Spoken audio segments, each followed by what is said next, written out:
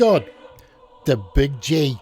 Love him or hate her, they are the mostest powerful beings of them all. Gods, all powerful, all knowing, all forgiving, and loves us humans. Like most gods, they love us humans, man, big time. So much, in fact, that they made a place for us where we can hang out after we hang out here, and we had to hang out with the Big G. Well, most of those religions, they talk about that place, and the one that I'll talk about is that one called Heaven. The Big G. My Big G. Apparently, it is some prime real estate, like most heavens, though I haven't met anyone that's been there, but I do know that there are bouncers there and that they are strict as fuck, because to get into the club called Heaven, you're screened at the door by Heaven's bouncers, and you got to tick all the boxes if you're going to come in, or you got to know the secret password. And what God does to make sure that there aren't any problems in his club, because he's not having any fights at his place at all. So what he did was he made a bunch of rules. He was good enough to apparently give us those rules so as his boys and girls that have the faith can make sure that they can stick to those rules down here, so there won't be a problem up at his place. It's like a pre-screen to get into the door, the club where G is. And this is where the conundrum comes along, the Heaven conundrum, from looking at it through the eyes of just a human, but this human being a bouncer, senior bouncer, which gives me the ability to look at this problem and not have to be a religious scholar or a priest. You see, if I'm working for the G, one of his guys at his place, and I'm working the door up front at the gates with, Peter and that, I'm looking at who God has said let in, which is pretty easy. No aliens, just humans. Now, he does a whole bunch of rules to filter the crowd. Now, a lot of them are like bullshit, but the contract for working the gates at crowd control is that G is really, really fucking particular and there's very little movement of about 10 of those rules. So much, in fact, he called it a command. He said, you little humans, you better do this shit. And these 10, as the work story goes, is that he met up with his mate, right, on top of some fucking mountain, and his mate was fucking getting old. He was like real old. I think it was the early onset of Alzheimer's. Anyway, God called him up and says, hey, get up this mountain, I want to chat with you for a second. And he says, bring a pen and paper, because I want you to make some notes. And God was pissed, as apparently the old fella was meant to bring up a pen and paper and take those notes, but forgot that. So luckily, God had a couple of tombstones lying around, and he said, here, and he gave him a pebble. He says, here, use this. And the old fellow was like, well, that's going to take fucking ages. So God said, right, let's start, and make sure you get them all, as I hate repeating myself. And Moses said, okay, go. And God started reeling off these rules for us humans, and Moses started scratching away on the tombstone that looked like a tablet, and God made rule after rule after rule and just kept going. And after about an hour and a half of speaking, God said, and rule number 1065 is... Oh, wait a minute. Hey, bro. And God spoke to Moses and said, bro, am I speaking too fast? Where are you up to? And Moses replied back, 10. And God was like, 10 what? And Moses said, I'm up to rule number 10. And God bellowed back, what 10? How useless are you? Can you not go any slower? And Moses yelled back, well, it would help if I didn't have just a pebble and a stone. And God bellowed back, fuck, you're useless. And it was so loud that the old guy's hair turned white and he shit his pants and said, oh, Jesus Christ. And God said, hey, I like that. I might use that later. Anyways, that is how we got the main rules of living on Earth, and prepping us for the club upstairs so we could kick it with the Big G. The thing is, with those rules, and when humans get to the pearly gates and get screened by the bouncers of Heaven, heaps of them break those rules, do some real dumb shit, and some of them don't even pray until it's time for God to help them out, usually on a battlefield or in a hospital room. Now, here's the thing. God is the owner of the club, and there is no violence in his club at all. The bouncers up there are really, really good at what they do. His club, his rules. And now, here's the thing. he's really lax when it comes to letting it slide and letting the old human in. As he tells the boys at the door, the bouncers at heaven, as long as they're not too pissed, let them in. And for the ones that have done some dumb shit, you'll know that I said it was okay to let them in, as I've given them a secret password. Sorry. So when they get to the gates and the bouncers are checking the list and ticking the boxes, keeping the crowds in line, and if they rock up certain boxes that are ticked, the bouncers say, nah, and wait to see if God has given them the password. Sorry. Oh yeah, okay. And the bouncers will always say, come on in. But just remember, no fights. Got a problem? You come and see us. Because if you get kicked out, you don't get back in. Very strict. Very, very strict. Now, here's the thing. The bouncers up there working the door to make sure that there's no fights in heaven. What they do is to make sure that there ain't no fights or stabbings. They don't let the pedos or the murderers in. When they rock up and those boxes get ticked and they say, oh yeah, but I got the magic word to get in, and they say they're sorry and start to walk on in, they get clotheslined, they get slammed, and the bouncers in heaven will drag them out in front of the club and say, mate, you're barred from entering, and they hand them the trespass notice. They always ask, well, how long am I trespass for? And the bouncers just love saying it, almost like a prayer really, because they always answer, oh, that's forever and ever, amen. And that is how it all works. So the heaven can be heaven, and that's why there's no fights in heaven. Not since the big brawl where Satan and the boys got his ass kicked. Apparently got his ass kicked real bad. But from then on, no more fights at all. Now, that also leads me on to these next humans. Because you see, they got the magic word, and they think that as soon as they get to the gates of heaven, that they can waltz on in. Oh, we have a surprise for them. First up is this guy whose balls never dropped. Floors. And what did this waste of space do? Well, he decided in his wisdom to make another human being his property, and her name was Doritza Calderon. And she had spent 28 years of her life given to her by her God to walk upon, live upon, and love upon this earth with her whānau in relative peace and harmony, until that harmony turned out to be harm, and that peace turned into pieces, because along came a spider and crawled up inside her. You see, in 2008, Jaritza and DC were not dating anymore, but being the kind of person that God made. She, on his 32nd birthday, had gone to DC's apartment so that he wouldn't be alone on his birthday, and even brought him a birthday card. And when she got there, instead of respecting her mana, her empathy for him, he brutally murdered her and took God's being. Because you see, God wasn't there on that day. He was busy with some other shit. So Floors here came up with his J for Genius plan, which was to chop her up and then place her in plastic bags, then drove to a place where he had been working on that was vacant house at the time, and placed her body parts behind a false wall.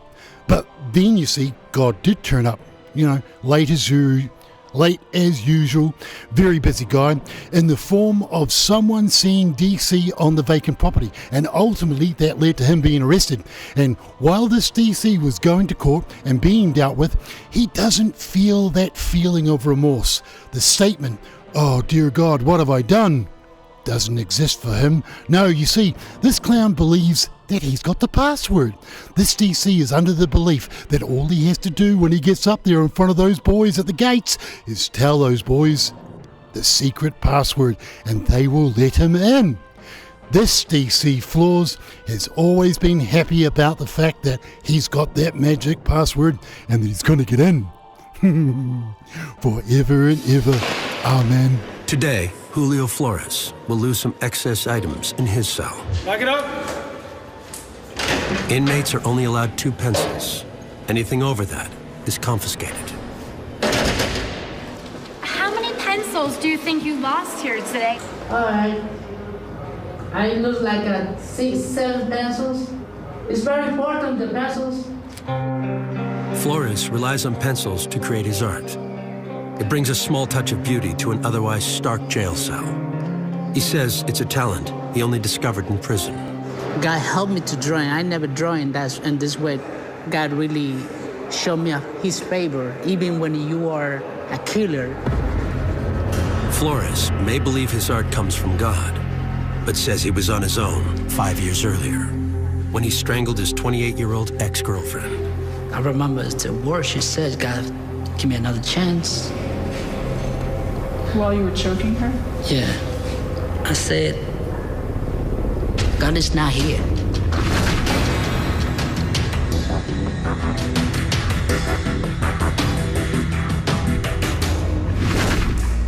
Flores killed his ex-girlfriend inside his Bronx, New York apartment. He pled guilty to second-degree murder and received a sentence of 19 years to life in a New York State prison. But now he has been extradited to New Jersey to stand trial for a related crime. So why are you in New Jersey?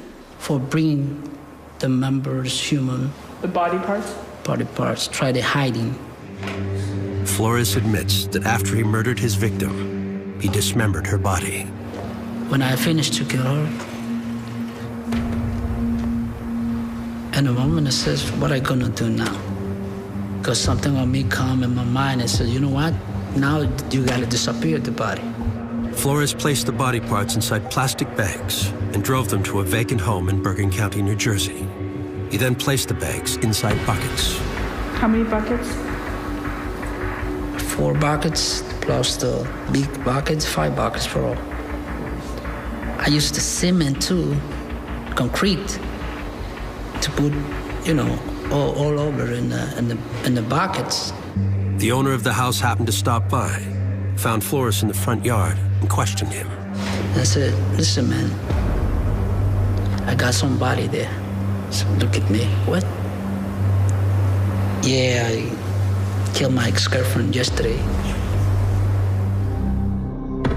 Now, in addition to his conviction for second-degree murder, Flores is charged in Bergen County with desecration of human remains. Ahora pues ninguna condenación hay para los que están en Cristo Jesús. Though he's openly admitted to the act, this time he's pled not guilty and will soon stand trial. He says God led him to that decision. That's out of it, eh? God is apparently giving free legal advice to this Muppet. You kind of think, yeah, I wonder how that went. I suppose like God was saying something like, oh, hey, Muppet, you should hold out a little bit longer and see if you can get a better deal like you did on that 19 to life. Yeah, just do that. Oh, and remember, when you get up there, it's sorry, and you just walk on in. Why are you always smiling in the newspapers? In the moment, he forgave me my sins, and I feel all my guilt is out of me. I'm so happy. I don't live with bad memories no more. I believe she's already free. God is love. Julio Flores. After strangling his ex-girlfriend inside his Bronx, New York apartment, he pled guilty to second-degree murder and was sentenced to 19 years to life in a New York State prison. Because Flores was actually arrested in New Jersey, with the woman's body parts concealed inside buckets, he was extradited to Bergen County to stand trial on an additional charge, desecration of human remains. And earlier today, it took a jury less than 2 hours to find him guilty. So tell me about when you first heard the verdict and what your reaction was. You're not gonna believe me, because I'm so happy, really, I'm so happy. Something touched me, and I can explain. I feel like happy. I can explain. It's out of this world, and all people look at me like crazy. You're at peace? Yeah. I'm right in the hands of God. I really can't wait for the boys to meet this prick. Flores was sentenced to 20 years in the New Jersey State prison system, which he will only serve if he is ever released from prison in New York. Ironically, he could serve a longer sentence for desecrating his ex-girlfriend's body than he will for murdering her. Are you so sure, though? You've been forgiven for your crime, and how? Of course. Do you think you'll see your victim in heaven? This not depend on me. Do you want to see her in heaven? If God wants, it's all right. What would you say to her? What am I gonna say to her if I say to heaven? I think everybody, when they go to the heaven, is already forgiven. So you don't need to ask for forgiveness. Just call and love him. The same like God loved you, and that's it. What am I gonna say? Oh, I'm sorry for killing you or something? No, you don't need it because it's already done. It's gonna be gold when the boys wipe that fucking smirk off this murdering piece of shit's face. Now, who's next? Now this next one, wow, he's classic too. A bit younger, Edwin. He's at 22. He's one of those DCs that's, again, quite worthless, as his crimes are that he likes to break into houses and do that thing called home invasion, and he desperately wants to believe and be forgiven, and not just one God, but any God that will let him in, as he knows that at the end of it, there's a fire and brimstone and not much else. And what genius done did, he broke into a house where there lived a real man who had lived his life with honor and mana, selflessness, protected his people in wars far from home, a hero to all. Well, almost all, because DC here decided in his ultimate wisdom and selfishness to brutally murder an 88-year-old man that God had put here to protect the weak and the innocent. But again, God was late to the party, and a human lacking the qualities of a human stepped in and killed an elderly man who everyone owes a great debt of gratitude, even us here over in Aotearoa. So genius here, well, he's a bit worried, you see, because DCs don't take any responsibilities for what he did, and, you know, what he did was just a bit of a mistake, and that is the reason why he's going to get life inside for what he did, and that is the only thing on his mind. He, as the others, show no remorse for the being he took and the whānau he destroyed. No, this human is only thinking of himself and that magic word to get in, and in doing that, he really wants to find a God that you don't have to pray to, well, that often anyway, and he'll let you in with that secret magic word. Shall we? Man, have we got news for him. Estrada is going through some stress of his own. Several weeks earlier, he pled guilty to aggravated manslaughter for killing an 88-year-old World War II veteran. The victim, who lived alone and was killed in his home, was described by his family as a vibrant and active great-grandfather. I really don't want to, go to hell for what happened. You know, I'm really afraid. You know, I don't want to spend the rest of eternity in hell.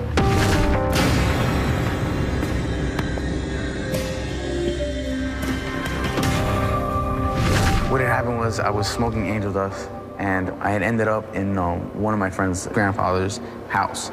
Angel dust gets you really paranoid, and I just went crazy. I lost my mind. I went into the kitchen, and I had grabbed the pan. It hit him, I think, twice or three times. The velocity of it was so fast, it was so hard, that the pot in itself was bent. It was bent in. I heard him yell, turned around, and I started running. And I remember the only thing I really do vividly remember was me grabbing the wallet that he had left on a table. 6 days after the attack, Estrada was arrested when he attempted to use one of the victim's credit cards. The man regained consciousness, but died 11 days later in the hospital. He was able to tell authorities that he was sitting on his couch watching TV and was attacked from behind. Estrada was originally charged with first-degree murder. In a deal with prosecutors, he pled down to aggravated manslaughter and was sentenced to 27 years in prison. But then his case took an unusual turn. Estrada's deal was approved by a judge who was sitting in for the presiding judge while she was on vacation. When the presiding judge returned, she overturned the deal. She was swayed by complaints from some of the victim's family members that 27 years was too light a sentence for such a brutal crime. The judge, she's more towards the family. And I understand you have to be sympathetic towards the family. They had stated that I was a monster, that I would go out there and kill somebody again. Estrada will soon return to court to find out if the judge is open to a new plea deal or will make him stand trial for murder, a crime punishable by life in prison. The judge, she just wants me to do life. If it goes to trial, I'm screwed. First offer was 27 years and I signed for it, but she took it back. And what did they talk about giving you? Life. Are you serious? Yeah, bro. They can't give you life for that. Yeah, they could, bro. It's a murder, bro. Somebody died. How old was the dude? He was old. Estrada has confessed to killing the man, a fact he knows could hurt him in trial and possibly result in a life sentence if found guilty. But he's equally concerned about what awaits after life. I really don't want to, like, go to hell for what happened. You know, I'm really afraid. I don't want to spend my rest of eternity in hell. I'm worried at what's going to happen after my death. We're all going to die one day, but it's like, where are you going to go? You know what I'm saying? Estrada was raised Catholic, but says now he's trying something new, the religion of Islam. You know how you window shop? That I'm religion shopping. So you're just gonna go through every religion possible and see which one? Maybe that, whichever one I'm hungry for, you know. And of late, Estrada has been hungry quite a bit. It is the start of the Muslim holiday of Ramadan, which requires followers to fast every day until sundown for an entire month. You supposed to be fasting, you ate I'm that bologna fasting. sandwich. I never ate that bologna sandwich. You ate it. As a matter of fact, you can ask him to 25, because I meant to ask him, like, you're my witness, I never ate that bologna sandwich. I feel more towards peace with Islam, because for some reason it's helped me settle my anger sometimes. And then Islam teaches about paradise. Right now it sounds good. I really don't want to go to hell. We gotta wait for another list, an hour. So I know Estrada, he can't wait. Look at him, he can't wait to eat. This guy. I'm eating 19 hours, that's just got me crazy. Edwin Estrada says he embraced the religion because, among other things, he fears going to hell as taught by his Catholic upbringing. Islamic inmate Melcy Payo has served as a mentor, but says he has to keep an eye on Estrada. You gotta watch him, because he asked me for a canteen. I'm gonna fast, let me get some honey bun. I said, okay, here, but you gotta fast. Estrada hoped he would find peace in Islam, but now he's not so sure he's cut out for it. I just stopped, I'm not gonna do it. I've been telling you that. Nobody can force you religion to you. You know, I've been telling you that. You know, you wanted to. You told me you want to be a Muslim. I said, it's fine. But then you act all, you know. Yeah, I'm too immature. It's just too immature. That's just the bottom line. I can't wake up every day at 4. Do wudu, wash my hands, wash my face, wash my feet, wash, you know, everything, and then pray, and then I gotta do it again 3 hours later, and then, you know, all of that, and then it's just too much discipline for me, you know. It's just, I'm done with that. I don't wanna act like I'm somebody that I'm not no more. You know what I'm saying? And I'm not gonna do it. You're not gonna catch me praying at 4. You just answered my entire time I was telling you. Look, you're not gonna catch me at 4 a.m. praying one day, facing that way. See what I'm saying? See, it's not even that way. It's this way, you're right, my fault. It's been a while since I prayed. You probably never did. The future seems less bright for his friend, Edwin Estrada. After admitting to killing an 88-year-old man by striking him numerous times with a kitchen pan, Estrada's plea deal of 27 years was revoked by a judge who decided the sentence was too lenient. Estrada is hopeful for a new plea deal, but he also faces the possibility of going to trial for murder and a potential life sentence if found guilty. Helping him through it is mental health clinician Jackie Gill. Because Edwin is facing very serious charges and his case has taken some twists and turns that we didn't expect, I've been seeing him the whole time he's been here.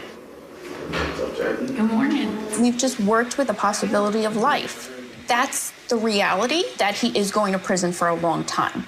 So to skirt around that issue would do him a disservice. On the new attorney and stuff, I'm working trying to get something like 15 to 20 with this new attorney. That would be a lot different than I'd be happy. What we planned for in the past. I wouldn't be happy, to tell you the truth. I would be content. How realistic do you think that option is, the lower? The lower number? I just want you to be, and you know we've talked about this all the time, is being realistic to what the situation is and realistic of all the possible outcomes. Yeah. So, you know, whereas 15 to 20 would be great, we've also talked about 28 and we've also talked about 40 and life. That's crazy. It is crazy, but... There's no way I'm gonna accept a plea deal for 40. I might as well go to trial. You know, that's crazy. I'm not gonna do that. Like you say, you have to be realistic. At the same time, I need to look at both sides, you know what I'm saying? I have to look at being realistic, and at the same time, I have to look at being hopeful and stuff.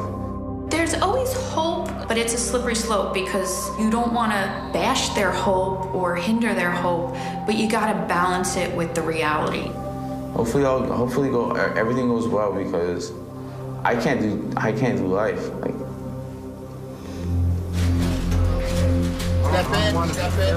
The next day, Estrada leaves jail for the court hearing that will change the rest of his life. the victim's family, I guess they want me to do life. If I was in their position, I could see where they're coming from, but I just don't think I deserve to do life. Just before he enters the courtroom, Estrada is summoned to a private meeting with his attorney, where he will presumably learn his fate. Moments later, he has his answer. There is no deal today. They want to bring me to trial, and I'm fine with that, you know? I thought earlier you said you weren't. I guess I can't do anything about it, so I have to accept the fact that I'm going to trial. If I lose, I end up getting probably life. Estrada was 18 when he was arrested for this case. Pathetic. And a waste of space. It's out of it when you see humans that count only themselves as being worthy of living and then believe that they are worthy of getting in upstairs. It is the delusion that they hold that God is all forgiving, just as long as there are no fights at his club and as long as the bouncers do their job in the big house. The more the retirement plan looks good. So that is my take on one of the ultimate questions that religion faces, and the answer to how do they keep peace in heaven. Those are the three main rules. Don't let the wrong guy in, don't forget the pen, and the trespass lasts forever and ever. Amen.